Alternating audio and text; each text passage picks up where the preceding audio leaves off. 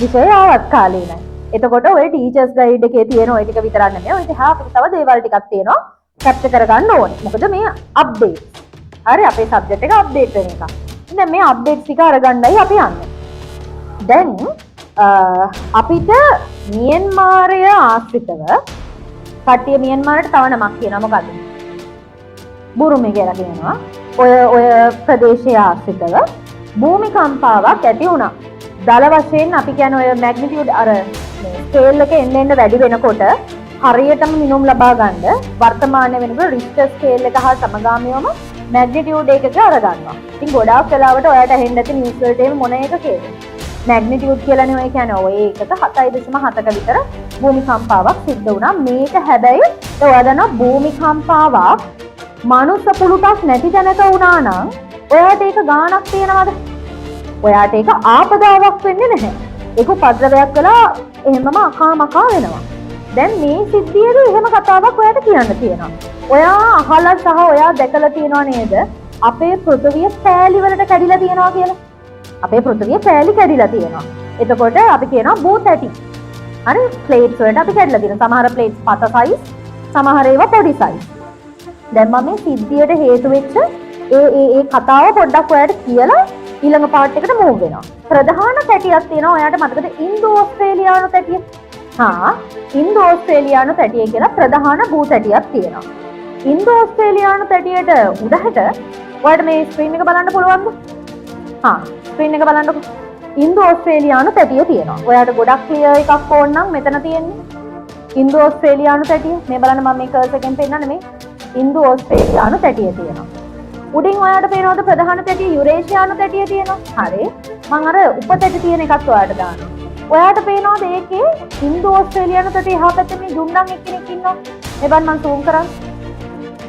ඔයාලට පේනවද මෙන්න මෙතන ඉන්නවා බුරුම තැටිය. දැන් මම තැටි කිහිපයක් එනවා. ඉන්දෝ ඕස්ට්‍රේලියානු තැටිය, යුරේෂියානු තැටිය, මෙතනින් බුරුම තැටිය, මේ පැත්තේ මේ මොකද්ද මේ? තුණ්ඩ තැටිය. දැන් මෙතන ඔයාට මම තැටි 4ක් කිව්වා. දෙකක් ප්‍රධාන තැටි, දෙකක් අප්‍රධාන තැටි. මේවා පට්ට ක්‍රියාකාරී තැටි. එහෙම තමයි කියන්න වෙන්නේ. මේවා ෆුල් ඇක්ටිව් පිට ඉන්න තැටි. එතකොට මේ තැටි චලනය වීම වලට ලක් වෙනවා. චලනය වීම ආකාර තුන අපි දන්නවනේ. අපි සිංහලෙන් කියනවා අපසරණ තැටි, ඒ කියන්නේ තැටි දෙක එකිනෙකට දෙපැත්තට යනවා නම්. අභිසරණ තැටි, ඒ කියන්නේ තැටි එකිනෙක ගැටෙනවා නම්. නිස්සල යනවා නම් තීරයක් තැටි. ඕකේ විශේෂයෙන්ම ප්‍රබල ලෙස භූමිකම්පා ඇති වෙන්න හේතු වෙන තැටි චලනය තමයි ගැටෙන එක. මොන සරණද? අපසරණ තැටි මායන. එතකොට දැන් ප්‍රබල භූමිකම්පාවක් සිදුන ආයමත් යන රට මොකද්ද? ඇහුන්නේ රට මොකද්ද? මැත් මාකින් එකක් දාන්න බැරිද? ජෙනරල් නොලෙජ් පේපර් එක අහනකොට ඕක දාන්න බැරිද? MCQ එකක් ජියෝග්‍රැෆි කරන ළමයට දාන්න බැරිද? හිතනොත් රචනා දාන්න බැරිද? ඕනනම් පුළුවන්. බැයි නම් කමන්නේ. ඕනනම් දායි. අපි දැනගෙන ඉමුකෝ. එතකොට ඔය තැටි ආශ්‍රිතව තැටි චලනය වීම සිද්ධ වුණා. ඔයාට පේනවා නම් දැන් අපේ රට මොකද්ද? අපේ ඔය භූමිකම්පාවෙච්ච රට මොකද්ද? අහුන්නේ නැහැ. මියන්මාර් එහෙම නැත්නම් බුරුමි. පේනවද ඔයාට අමු තැටිමායින් කලාපයක මේ රටවල් සෙට් එක තියෙන්නේ කියලා? නේ? ඔයාට පේනවද අමු තැටිමායින් සෙට් එකක ඉන්නේ? එතකොට මේ රටවල් ඔයාගේ ජනසංඛ්‍යා පාඩමෙන් ඔයා දන්නවා මේවා ලෝකේ සංචාරක කර්මාන්තය ඇතුලේ කතාව කියනකොට විශේෂයි. ඔයා දන්නවා තායිලන්තේ. තායිලන්තේ කියන්නේ මේකත් එක්කම ඒ භූමිකම්පාවේ බලපෑම් ආපු පැත්ත. අර බිල්ඩින් එහෙම හෙල්ලිලා යනවා ඔයා දකින්න ඇති. එතකොට මේ පැත්ත තැටිමායිම් කලාපයක් විත්තිය කොයි කවුරුත් දැකලා දැනගෙනත් කියනවා වුණාට බහුතරයක් අර ඉදිකිරීම් කටයුතු සිදු වෙනකොට ඉදිකිරීම් කටයුතු වෙනකොට සියලුම ඉදිකිරීම් භූමිකම්පාවට රොතු වෙන විදිහට සිද්ධ වෙච්ච ඒවා නෙමෙයි මේවා. එතකොට මේ රටවල් වල අධික ජනසංඛ්‍යාවක් ඉන්න ප්‍රදේශයක මැග්නිටියුඩ් එකක 7.7ක විතර භූමිකම්පාවක්.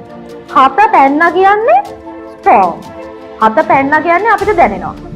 7 පැනපො දැනෙන භූමිකම්පාවක් වුණා. හානිය කොහොමද කිව්වොත් ඇස්ටිමේට් කරනවා මිනිස්සු 10000ක් විතර මැරෙයි කියලා. මැරිලා ඇති. දැනට ඩෙඩ් බොඩීස් හම්බෙලා තියෙන දැනට කියන්නේ මේ අප්ඩේට් එක ඔය ඊයේ රෑ වගේ වෙනකොට තියෙන අප්ඩේට් වලට ඩෙඩ් බොඩීස් 1700ක් හොයාගෙන තියෙනවා. දැනුවත් මිසින් කියන්නේ අපි මිනිහමත් හම්බෙච්ච නැති ඒවා කියනවානේ මෙයා නෑනේ මෙයා හිටියා මෙයා නෑනේ. එහෙම ඒවා 300ක් තියෙනවා. ඒගොල්ලෝ අපිට හිතා ගන්නවත් බැරි තරම් අර තට්ටු තිබ්බ බිල්ඩින්ග්ස් පොළව යට ගිලා බහැලා. ඒතර ඒ තට්ටු අස්සේ හිටපු මිනිස්සුන්ට ඒගොල්ලන්ට දෙන්න තියෙන අතුරුදහන් කියලායි සහන සේවා කණ්ඩායම් දැන් මේ වෙනකොට ඉන්දියාවෙන් අවට බංග්ලාදේශ වලින් මම දැක්ක රුසියාවෙන් හරි රටවල් ගණනාවකින් සහන සේවා කණ්ඩායම් ඒ කියන්නේ ඔය හමුදාවල් වල ඒ අර මුදවා ගැනීම කටයුතු වෙනුවෙන් පුහුණුව ලැබපු නිලධාරීන් එහෙම ඒ රටවල් වලට යනවා. මියන්මාර් එක යනවා දන්නවනේ අවුට් සාන් සුකී හිටපු රට. එතකොට ඒගොල්ලෝගේ හමුදා පාලනයක් තිබ්බේ. හමුදාපති විශේෂ මාධ්‍ය ප්‍රකාශයක් කරා ඒගොල්ලන්ට උදව් කරන්න. මොකද ඒගොල්ලන්ගේ කැපැසිටි එක ඉක්මවා ඒගොල්ලන්ට ඩැමේජ් වෙලාද. ඒකට ලෝකෙ කොච්චර නරක රටක් වුණා. නරකයි කියනවා නෙමෙයි නම් දේශපාලන යටතේ ගැටලු වෙච්ච රටක් වුණා. ඒගොල්ලන්ට ප්‍රතිකාර කරන්න, ඒගොල්ලන්ව බේර ගන්න, ආහාර සපයන්න, දැන් ඒගොල්ලන්ට ජෙනරේටර්ස් ඕනේ, විදුලි බලය එන හිටලා. ඉස්පිරිතාලවල වල ICU වල හිටපු මිනිස්සු ඉන්නවා. අර කියුබිකල්ස් අස්සේ පොඩි මේවා අස්සේ හිටපු අර නොමේරු දරුවෝ ඉන්නවා. දැන් මේ ඔක්කොටම අර භූමිකම්පාවෙන් හානි වෙලා තියෙනවා. එතකොට ඒවට සහන ආධාරය යවන්න ඕනේ. හරිද? එතකොට රටවල් ගණනාවක් මේකට එකතු වෙලා දැන් ඒගොල්ලන්ට උදව් කරනවා. මොකද ඒගොල්ලෝ අර ගොඩ ගන්න බැරි තරම් ලොස් එකක්. ඒකේ රිස්ක් එක තමයි මේකේ භූමිකම්පා ඉවර වෙලා නැහැ තාම.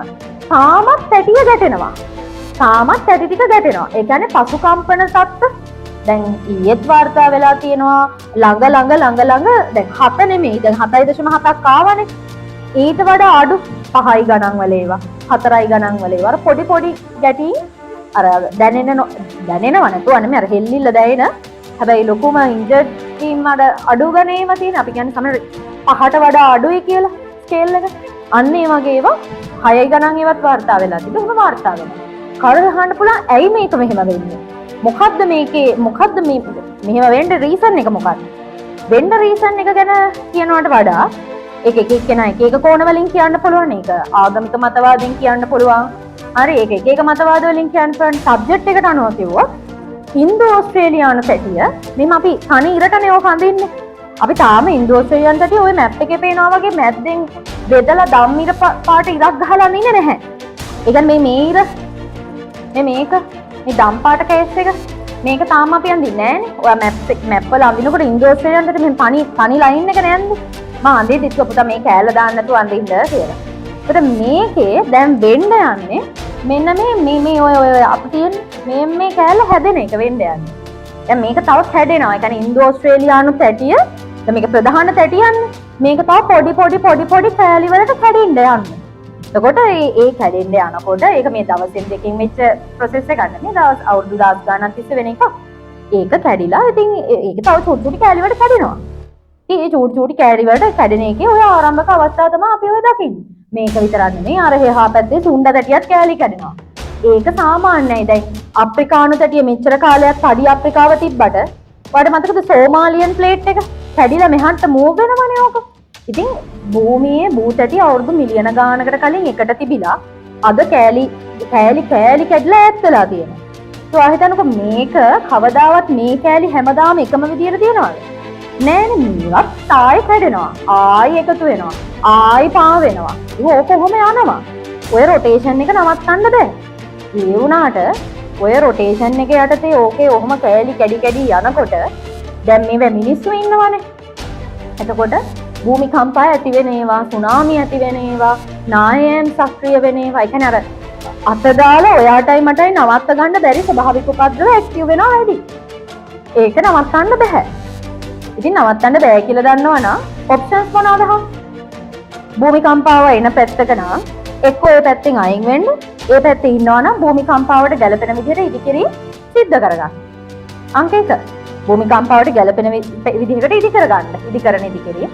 එතකොට භූමිකම්පාවකදී මූණ දෙන්න ඕන විදිහ. බිල්ඩිමක් කඩා වැටෙනවා නම් බිල්ඩිම පැත්තට දුවන්නේ නැතුව එලිමහන් තැනකට දුවන්නේ. يعني භූමිකම්පාවක් මොහොතේදී ඔයා ක්‍රියාත්මක වෙන්න ඕන විදිහ ගැන සම්පූර්ණ තමුන්ගේ රටේ මිනිස්සුන්ට දැනුවත් කරන්න. මීට වඩා තවත් දැන් පොළව හෙල්ලෙනකොට මිනිස්සු දැනගන්නවට වඩා මොනා හරි ඒ වගේ මොකක් හරි පුංචි හරි සයින් එකක් දෙන්න පුළුවන් නම් කලින් ටක් ගාලා දීලා මිනිස්සුන්ට කෝල් ඇලර්ට්ස් ඇවිල්ලා අනම්මනම් ඇවිල්ලා ඒ මිනිස්සුන් අයින් කරගන්න දේවල් කරන්න. මේකේ හානිය ඔයා ඔය කියන තරම්ම දැන් මේ දෙන්නේ නෑ නිකන් ලොකුවට නෑ වගේ දුන්නට ලොකුවට තියෙනවා. දැන් සමහර අවස්ථාවල ඔය මේ සමහර පුවත් සේවාවල දාලා තියෙනවා නිකන් ඉතර ලොකුවට නෑ නෑ වගේ. නැත්තේ නෑ තියෙනවා. නෑ වගේ නිකන් ලොකුවට දෙන්නේ. ටුවරිසම් සංචාරක කර්මාන්තේ පාඩම කියලා දුන්නනේ. සංචාරක කර්මාන්තේ මේ ප්‍රදේශේ මාර ලොකු සංචාරක ආකර්ෂණයක් තියෙන ප්‍රදේශනේ. එතකොට ඔය තායිලන්තේ ඊපස්සේ සිංගප්පූරු බැංකොක් අර එහෙම ඔය වටේට අපේ ගුවන් සවාරිත් තියෙනවනේ. ඒකට ඕකත් එක්ක ඔය ප්‍රදේශවලට අර ඒ ආර්ථිකයට බලපෑම් වෙනවනේ. මතකද කියලා දුන්නා ගිය සතියේ. ආර්ථිකයට බලපෑම් වෙනවා. දැන් කොහොමද ටුවරිස්ලා එන්නේ නැහැ ඕකට. නමුත් දැන් තව අවුරුදු ගානකට අපි ඔය ඩැමේජ් කියන එක අවුරුදු ගානකට ඒගොල්ලන්ට ටුවරිසම් ගොඩ ගන්න බැරි මට්ටමක් එනවා. ඒත් ඒගොල්ලන්ගේ ප්‍රධාන ඉන්කම් එක ඩ්‍රොප් වෙනවා. ඒ රටවල් වලට ගොඩ එන්න පුළුවන් වෙන්නේ නැත්නම් ඔය කියන තරම්ම දැන් සමහර ලාවට තියෙන සම්පූර්ණ ඩැමේජ් එකම අපිට දෙන්නෙත් නෑ වෙන්න පුළුවන්. ඊට වඩා ලොකු ඩැමේජ් එකක් වෙලා තියෙනවා. ඒ කියන්නේ ඒක ප්‍රබලයි. ප්‍රබලයි කියන්නේ පත්ත ප්‍රබලයි. සහ ඔය ඕකේ ඉවර වීමක් නෑ තාම. තව ඒ කියන්නේ තව ප්‍රබල භූමිකම්පාවක් වෙයි කියලා ඒගොල්ලෝ අපේක්ෂා කරනවා. සහ ඔයාට අර බේසික් තියරි ටිකක් කියලා දුන්නා. භූමිකම්පාවක් පොළව අභ්‍යන්තරයේ වෙන තැන මතකද නම? භූකම්පන නාභිය. ඒකට මේකේ භූකම්පන නාභිය අරගත්තාම පොළව මත්පිටින් නම් කිලෝමීටර් 10ක් විතර පහළට තමයි තියෙන්නේ. ඒකත් මේකේ ප්‍රබලකම වැඩි වෙන්න හේතුවක් ලු. ඒ කියන්නේ මේක මෙතන ඉඳන් මෙතෙන්ට තියෙන දුර ප්‍රමාණය අර ලොකු ඩිස්ටන්ස් එකක් නෑ ලු. එතකොට ඒකත් එක්ක මේකේ භූමිකම්පාවේ ප්‍රබලතාවය තව වැඩි කියලා කියනවා. මේකේ ලොකුම හානියක් වෙන වේව් එක මොකක්ද? ප්‍රයිමරිද සෙකන්ඩරිද ලොං වේව්ද? භූමිකම්පාවකදී හානිය වැඩිම තරංග වර්ගය මොකක්ද? Long wave. එහෙම නැත්නම් දිගු තරංග. ඕක යනවා අර නිසල වතුරකට ගලක් ගැහුවාම යන්නේ රැලි ටික. ඔය වගේ යනවා. එතකොට අර ඒක කොච්චර හැතැම්ම ගානක් රැලි ටික යනවාද? ඒ හැතැම්ම ගානට පොළව හෙල්ලෙනවා. එතකොට ඉතින් බිල්ඩින් හෙල්ලි වතුර පාරවල් ඒක වීඩියෝස් ටික බලන්න. ආයේ නෑ පාඩම කටපාඩම් වෙනවා. එහෙම ඒවා වෙන්න එපා කියලා ප්‍රාර්ථනා කරනවා. ඒ වුණාට වීඩියෝස් ටික බැලුවාම අර වතුර පාරවල් එහෙම අර පොඩි මේ සූටි ඔය ජලාශ වගේ තිබ්බේවා ගංගාවල් වල එහෙම වතුර මෙහෙම දෙපැත්තට නටනවා. යුරු කැඩි කැඩි යනවා. ඉතින් ඔය අය බලපෑම් ලිව්වා. භූමිකම්ප අවස්ථාවන් වලදී මේ පොළව හෙල්ලෙන එකත් එක්ක ගංගා නිම්නවල යුරු කඩාගෙන වැටෙනවා. ඒතර ගංගා නිම්න දෙගොඩ තලා යනවා. එහෙන් භූමිකම්පා මෙහෙන් වංගනවා. ඔක බහුවිදුපත්‍රයක්. භූමිකම්පායක තව දැන් මූද බැරි වෙලාවත් ඕක આવොත් එහෙම තුනක්. මේ දවස් ටිකේම දැන් ලෝක හැම මොහොතකම භූමිකම්පා වෙනවා. මේ දවස් ටිකේ අර නිකන් ඇඟට පතර නෝට් වෙන ආකාරයේ භූමිකම්පා වෙලා තියෙනවා. ඔය ඉන්දු ඕස්ට්‍රේලියානු සැටිය මූලික කරගෙන ඔය අවට ප්‍රදේශවල නිව්සීලන්ත පැත්තට එකක් වෙලා තිබ්බා කලින්. හරි. ඊට පස්සේ ඔය මොකද ටොංගා වල මේ ඒ පැත්තට වෙලා තිබ්බා. ඔය වගේ අර තැන් ගණනාවක ඕක වෙලා තියෙනවා.